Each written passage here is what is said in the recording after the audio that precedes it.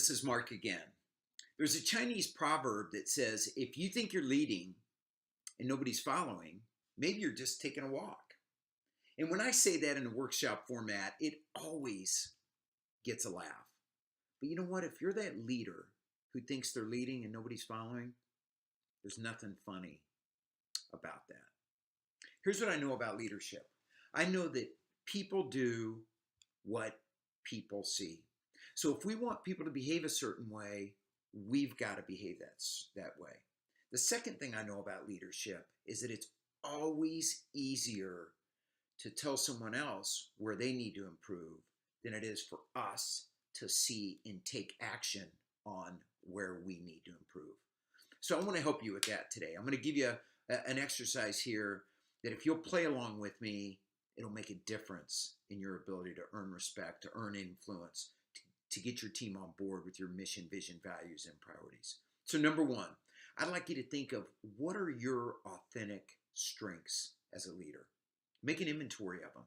Write them down on a piece of paper. Ask others to let you know where they think your strengths are. Ask those you lead, ask those beside you, ask those above you, ask those at home in your personal, professional life.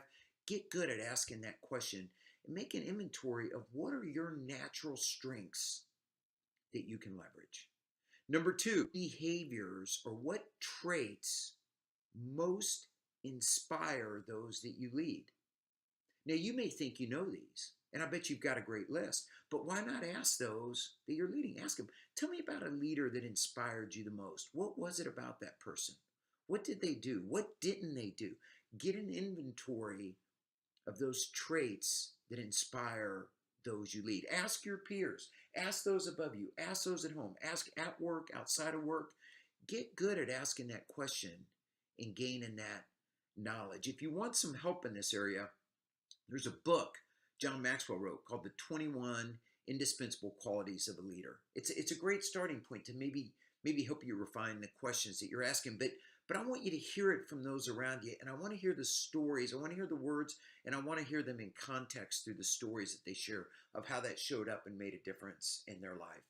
And then the last question that I want you to think about is what are the behaviors in your team that you want to eliminate? For example, maybe your team deflects and makes too many excuses.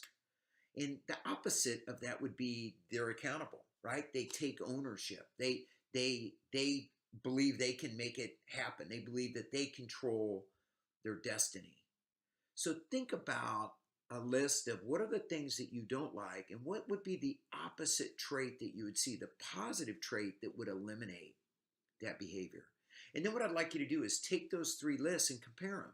And I'd like you to pick 3 to 5 traits or 3 to 5 qualities that you're committed to modeling as a leader. Write them on a piece of paper, write them in your journal, write them on your whiteboard, pin them to your desk, whatever you have to do to keep them in front of you every day for a month. And I'd like you at the end of each day to journal and write, where did I model that behavior?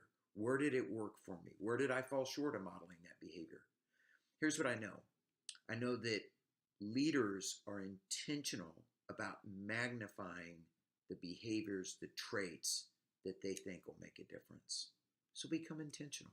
Share below in the discussions, what things do you do? What traits are you intentional about modeling? Let us know how it's working for you. Step into it, own it, lead from a position of confidence, and lead with passion.